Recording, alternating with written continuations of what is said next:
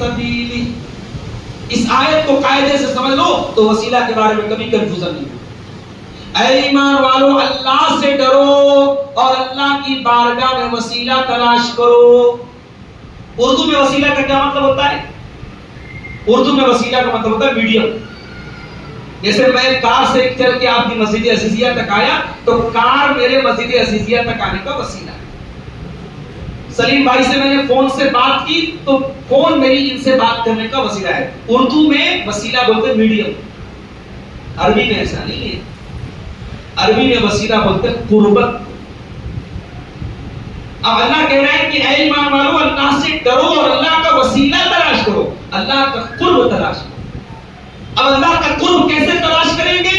آئیے وہ حدیث بھی دیکھ لیجئے. بخاری اور مسلم کی روایت ہے, اللہ کے پیارے نبی فرماتے ہیں کہ بندہ سب سے زیادہ اگر میرے قریب آتا ہے, میری قربت حاصل کرتا ہے, تو فرائض کے ذریعے سب سے زیادہ بندہ ہے. اللہ کا وسیلہ تلاش کرنا ہے فرائض کی پابندی کر. نماز پڑھ, روزے رکھ, تیرے اوپر زکات فرض ہے زکات ادا کر, حج فرض ہے حج. پہلے فرائض ادا کر, تو اللہ کا مقرب بننا چاہیے. اور جب فرائض ادا کر لو تو پھر سیکنڈ اسٹیپ پر کیا ہے؟ اللہ کے پیارے نبی فرماتے ہیں پھر بندہ نوافل کو اپناتا ہے, اور جتنی وہ نوافل کو اپناتا ہے اتنا میرا مقرب بنتا ہے. ہم نے صاحب وسیلہ کا ایک جھوٹا کانسیپٹ پڑھا. بزرگوں کی کو ہم نے بنا لیا کہ صاحب یہ ہمارے جتنے بزرگ ہیں یہ ہمارے وسیلہ ہیں اور یہ ہمیں بچا لیں گے. ہم شراب پیئیں, ہم زنا کریں, ہم چوری کریں, ہم شرک کریں, ہم بدعت کریں, ہم جو چاہے سو کریں, ہمارے پیر صاحب, ہمارے بابا جی, ہمارے فلانے, ہمارے ڈماکی ہم کو. یہاں اللہ کے پیارے نبی اپنی بیٹی فاطمہ سے کہتے ہیں, اپنی پھوپھی صفیہ سے کہتے ہیں, اپنے چچا عباس سے کہتے ہیں کہ اے میرے چچا عباس, اے میری پھوپھی صفیہ, اے میری بیٹی فاطمہ, انقذوا انفسکم من النار, اپنے آپ کو جہنم کی آگ سے بچا لو. فإنی لا اغنی عنکم من اللہ شیئا, میں اللہ کے عذاب کے مقابلے میں تمہاری کوئی مدد نہیں. اور میرا جملہ نوٹ کر لو, اگر توحید نہیں ہے سرکار کا دامن قیامت کے دن نصیب نہیں. ہمارے یہاں جملہ بولتے ہیں نا سرکار کا دامن تھام لیں گے. سرکار کا دامن, رسول کا دامن, اور رسول کی شفاعت اسی انسان کو حاصل ہوگی جو قیامت کے دن توحید کو لے کر آئے. اور اہل حدیث ہوں, دلیل کے بغیر بات نہیں کرتا, دلیل آپ کو سنا دیتا ہوں. بخاری اور مسلم کی روایت, اللہ کے پیارے نبی کے بڑے پیارے صحابی حضرت ابو ہریرہ رضی اللہ تعالیٰ عنہ کہتے ہیں میں نے پوچھا ہے اللہ کے نبی وہ کون خوش نصیب انسان ہوگا جو قیامت کے دن آپ کی سفارش پائے گا, آپ اس کے حق میں شفاعت کریں گے.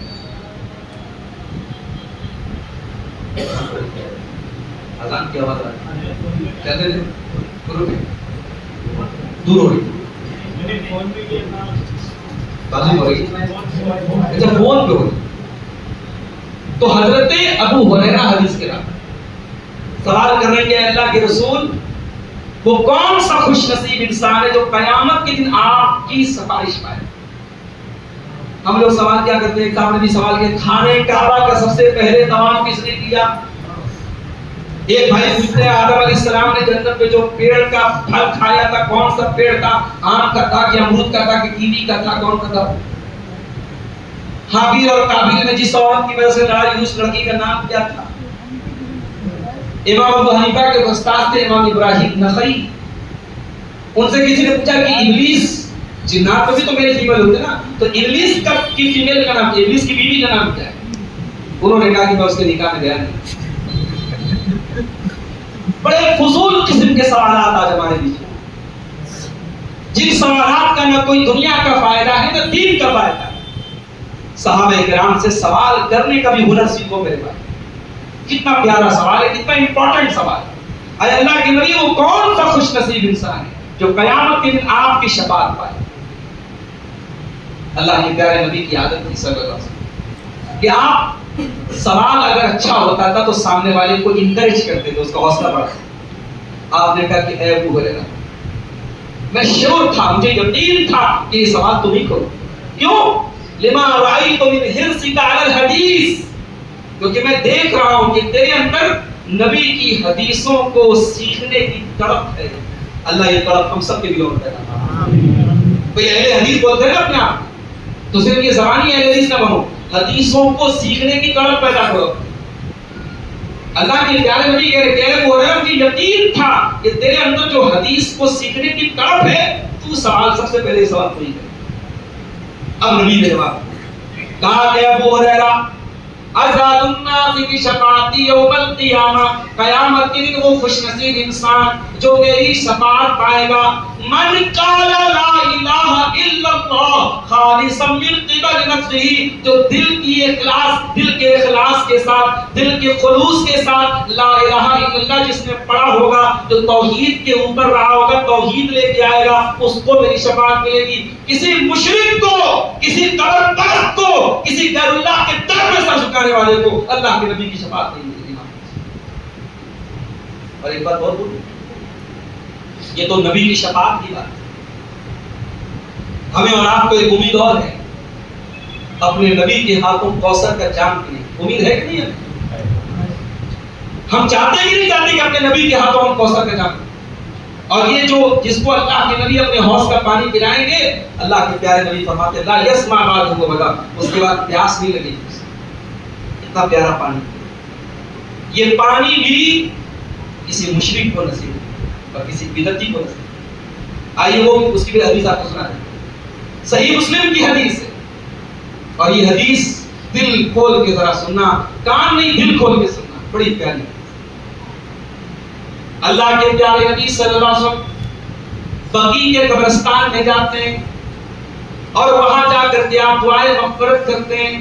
جو بقیع کے قبرستان میں جو لوگ دفن ہیں، کبھی آپ کو عمرہ کرنے کا موقع ملے، کبھی بقیع کے قبرستان میں جائیں۔ اللہ، ہمارے یہاں تو زندگی بھر گانجا اور چرس اور ہیروئن پینے والے بھی مر جاتے تو 2 فٹ کی ان کی قبر بنتی ہے اور وہ کوئی بابا بن جاتا ہے۔ ہمارے بنارس میں پاگل بابا بھی، پاگلوں کی مزار بنی، ہندوستان میں بلی کی مزار ہے۔ آپ کے گلبرگہ شہر میں چلے جائیے، خواجہ بندہ نواز کی درگاہ کے اندر میں نے دیکھا، خواجہ صاحب کی بیٹی نے طوطا پالا تو طوطے کی مزار میں، ولی کا طوطا بھی ولی ہوتا ہے، ولی کی بلی بھی ولی ہوتی ہے۔ یہاں بقیع کے قبرستان میں 10,000 سے زیادہ صحابہ کرام کی قبریں ہیں، کوئی قطرہ نہیں، کوئی اونچی قبر نہیں، کوئی پکی قبر نہیں، سب مٹی کی قبریں ہیں۔ دور تک نظر ڈالو، کوئی نشان نہیں، کوئی پہچان نہیں، اور یہ وہ اللہ کے ولی ہیں، قیامت کی صبح تک ان کے جیسا ولی کوئی پیدا نہیں۔ یہ نبی کے صحابہ ہیں، اس روئے زمین پر اللہ کے نبیوں کے بعد اگر سب سے مقدس کوئی جماعت ہے تو صحابہ۔ یہ بقیع کے قبرستان میں اللہ کے پیارے نبی جاتے ہیں اور وہاں جا کے مغفرت کی دعا۔ اس کے بعد اپنے صحابہ کے پاس آتے اور کہتے ہیں میرے صحابہ، وددت انی لقیت اخوانی، میری آرزو ہے کہ میں اپنے بھائیوں سے ملاقات۔ صحابہ نے کہا اولسنا اخوانک یا رسول اللہ، اے اللہ کے رسول، کیا ہم آپ کے بھائی نہیں ہیں؟ کہا کہ انتم اصحابی، تم میرے صحابہ، تم میرے بھائی۔ پھر آپ کے بھائی کون ہیں؟ قربان جاؤں میں اپنے نبی کے اوپر، میرے ماں باپ قربان ہو اللہ کے رسول کے اوپر، میری جان قربان ہو اللہ کے رسول۔ آنے والی تمام نسلوں کے لیے یہ حدیث ایک بہت بڑی خوشخبری ہے۔ اللہ کے نبی فرماتے ہیں میرے بھائی وہ لوگ ہیں جو بعد میں آئیں گے، جنہوں نے میرا دیدار نہیں کیا ہوگا، جنہوں نے میرا زمانہ نہیں پایا ہوگا، جنہوں نے میرے ساتھ غزوات میں شرکت نہیں کی ہوگی، مگر میرا کلمہ پڑھیں گے، میرے اوپر ایمان رکھیں گے، مجھ سے محبت کریں گے، وہ میرے بھائی ہوں گے، اور میں اپنے ان بھائیوں سے ملنا چاہتا ہوں۔ کتنی بڑی خوشخبری ہے ہمارے ہم جیسے گنہگاروں کے لیے، ہم جو بغیر دیکھے اپنے نبی سے محبت کرتے ہیں، ہم نے نبی کی صحبت نہیں اٹھائی، ہم نبی کے ساتھ غزوات میں شریک نہیں ہوئے، ہم نے نبی کی خدمت کا کوئی موقع نہیں پایا، مگر آج بھی نبی کی وفات کے واقعات حدیثوں میں پڑھتے ہیں تو آنکھوں سے آنسو آ جاتے ہیں، نبی کی تکلیفوں کا ذکر پڑھتے اور سنتے ہیں تو دل لرز اٹھتا ہے۔ اس نبی سے محبت ہم گنہگاروں کے دل میں کہیں نہ کہیں موجود ہے، اور میرے نبی کہتے ہیں میں اپنے بھائیوں سے ملنا چاہتا ہوں۔ صحابہ نے کہا اللہ کے نبی آپ پہچانیں گے کیسے اپنے بھائی؟ آپ کی امت کی پہچان کیا ہوگی؟ آپ نے فرمایا میری امت کی پہچان یہ ہوگی جیسے کسی کے پاس بہت سارے اونٹ ہیں اور وہ اونٹ سرخ رنگ کے ہیں یا کالے رنگ کے ہیں، ان اونٹوں میں کچھ اونٹ ایسے ہیں جن کی پیشانی، اس کے پاس بہت سارے گھوڑے ہیں اور ان گھوڑوں میں کچھ گھوڑے ایسے ہیں جن گھوڑوں کی پیشانی اور جن گھوڑوں کے پیر سفید ہیں، چمکدار ہے، روشن ہے۔ تو اگر لاکھوں اس کے پاس گھوڑے ہیں اور ان گھوڑوں میں کچھ چمکدار گھوڑے ہیں جن کی پیشانی چمک رہی ہے, جن کے پیر چمک رہے ہیں, تو کیا اپنے ان گھوڑوں کو نہیں پہچانے گا؟ صحابہ نے کہا ہاں پہچان لے گا. آپ نے فرمایا میں اپنی امت کے لوگوں کو ان کے اعضائے وضو سے پہچان لوں گا. ان کے اعضائے وضو چمک رہے ہوں گے, ان کا چہرہ چمک رہا ہوگا, ان کا ہاتھ چمک رہا ہوگا, ان کا پیر چمک رہا ہوگا. ارے بے نمازی جس نے زندگی میں نماز کی پابندی نہیں کی, قیامت کے دن اس کے پاس تو نبی سے ملاقات کا پاسپورٹ بھی نہیں ہوگا. یہ وضو, یہ نماز کی پابندی اور وضو کی پابندی, یہ قیامت کے دن تیرے نبی سے ملاقات کا پاسپورٹ ہے. اگر کوئی بے نمازی ہے اپنی قسمت پہ روئے, اپنی بدقسمتی پہ روئے کہ اسے پیارے نبی سے ملاقات کا شرف نہیں مل پائے گا. پیارے نبی پہچانے گا تو وضو کی پابندی سے. اس کے بعد اللہ کے پیارے نبی فرماتے ہیں پھر کچھ ایسے بھی لوگوں کو لایا جائے گا کہ جب وہ میرے حوض کے اوپر آئیں گے اور میں ان کو حوض کوثر کا پانی پلانا چاہوں گا, لَيُضَادُونَ كَمَا يُضَادُ الْبَعِيرُ الضَّالُّ, ان کو ہکا دیا جائے گا, بھگا دیا جائے گا, جیسے اونٹوں کے ریوڑ میں کوئی دوسرا اونٹ آ جائے اور اس کو بھگا دیا جائے, اس کو ہکا دیا جائے, ان لوگوں کو میرے حوض سے ہکا دیا جائے گا. صحابہ نے پوچھا اللہ کے نبی کیوں ہکا دیا جائے؟ اللہ کے نبی فرشتوں سے پوچھے کہ کیوں ان کو بھگا رہے ہو, میری امت کے لوگ ہیں, یہ بھی وضو کر کے آئے, نماز پڑھ کے آئے. تو فرشتے کہیں گے انک لا تدری ما احدثوا بعدک, اے اللہ کے نبی آپ نہیں جانتے یہ بدعتی لوگ ہیں, ان کے یہاں ہر سال کوئی نئی بدعت پیدا ہوتی تھی, ان کے یہاں بدعتیں انڈے بچے دیتی تھی, ہر سال بدعت کا ایک نیا فلیور, ایک نیا ورژن, ایک نیا اپڈیٹ ان کے یہاں آتا تھا. یہ بدعتی لوگ سے انہوں نے آپ کے دین کی شکل کو بدل ڈالا تھا. جب اللہ کے پیارے نبی یہ سنیں گے تو کہیں گے سوحقن سوحقن لمن غیر عبادی, ان کو گھسیٹ کر کے جہنم میں لے کے جاؤ, انہوں نے میرے دین کو بدل دیا. اللہ ہم سب کو بدعت و خرافات سے بچائے. تو مشرک کو نبی کی شفاعت نہیں ملے گی اور بدعتی کو حوض کوثر سے دھتکار دیا جائے گا. اس لیے زندگی کی آخری سانس تک شرک اور بدعت سے میرے بھائیوں اپنے آپ کو بچائیں. تو توحید یہ ہے.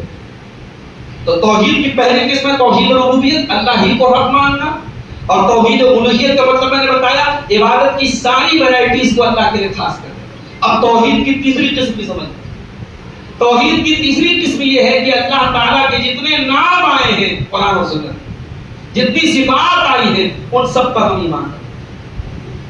مثال کے طور پر قرآن و حدیث میں آیا کہ اللہ کا ہاتھ ہے. اب اللہ کا ہاتھ ہے ہم مانتے ہیں, اور یہ ہم بغیر تمثیل کے مانتے ہیں. اللہ کا ہاتھ ہے ہمارے جیسا نہیں, ہم مثال نہیں دیتے, ہم تمثیل بھی نہیں کرتے, اور ہم کیفیت بھی نہیں بتاتے کہ اللہ کا ہاتھ نعوذ باللہ ہمارے ہاتھ کے جیسا نہیں. نہ ہم مثال دیتے ہیں, نہ کیفیت بیان کرتے ہیں, اور نہ ہی ہم تحریف کرتے ہیں. جیسے کچھ لوگوں نے کہا نہیں صاحب اللہ کے لیے ہاتھ کا لفظ آیا ہے قرآن میں حدیث میں, ہم ہاتھ کا ترجمہ ہاتھ سے نہیں کریں گے, ہم ہاتھ کا ترجمہ کریں گے قبضہ قدرت. بعض لوگوں کو دیکھو ترجمہ کیا کرتے ہیں, اس ذات کی قسم جس کے قبضہ قدرت میں بھی نہیں جانتے. یہ قبضہ قدرت کا ترجمہ غلط ہے اور سلف کے عقیدے کے خلاف. سورہ رحمان کی آیت ہے نا, کل من علیہا فان ویبقى وجہ ربک ذو الجلال والاکرام, کہ ہر چیز فنا ہو جائے گی, باقی رہے گا تیرے رب کا جلال اور اکرام والا چہرہ. اب بعض لوگ کہتے ہیں صاحب اللہ کا چہرہ کیسا ہو سکتا ہے, تو چہرہ کا ترجمہ ذات سے کرتے ہیں. اللہ کی ذات باقی رہے, اللہ کی ذات باقی رہے گی, وہ بات اپنی جگہ صحیح ہے, مگر یہاں چہرہ کا لفظ آیا ہے تو اب چہرے کا ترجمہ چہرہ. یہ ہمارا مسلک اور منہج ہے جو صحابہ سے ہمیں ملا کہ اللہ تعالیٰ کے جتنے نام ہیں قرآن و سنت میں ہیں, جتنی صفات ہیں. ابھی ایک صاحب کے بچے کا نام میں نے پوچھا تو انہوں نے کہا عبدالعباس نام. یہ نام صحیح ہے؟ نہیں صحیح نہیں. عبد جب بنائیں گے, عبد کے آگے اللہ کا کوئی ایسا نام آنا چاہیے جو قرآن و سنت میں آیا, یا تو قرآن و سنت میں ایگزیکٹ آیا ہو یا اس کی میننگ آئی ہو تبھی مان کے.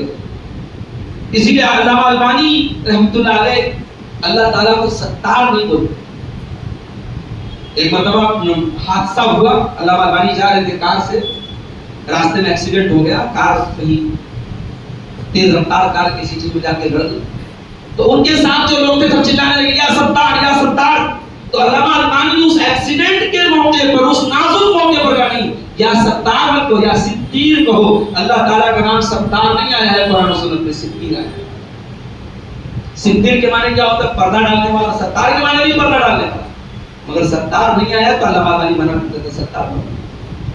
تو اللہ تعالیٰ کے جتنے نام آئے ہیں ان ناموں پر ایز اٹ از ایمان رکھنا کہ جیسے وہ آئے ہیں ان پر ایمان رکھنا، ان کو کوئی مثال نہیں دیتے، ان کی کیفیت بیان نہیں کرتے، ان کا انکار نہیں کرتے، ان کی تحریم نہیں کرتے۔ اس عقیدے کو بولتے ہیں توحید اسماء و صفات۔ یہ توحید کی تین قسمیں، ان تینوں کو ہمیں ماننا ہے۔ اور یاد رکھیے توحید کے بہت امپورٹنٹ پہلو میں بیان کر دوں، وقت زیادہ لے رہا ہوں میں آپ کا۔ توحید کا بہت امپورٹنٹ پہلو یہ بھی ہے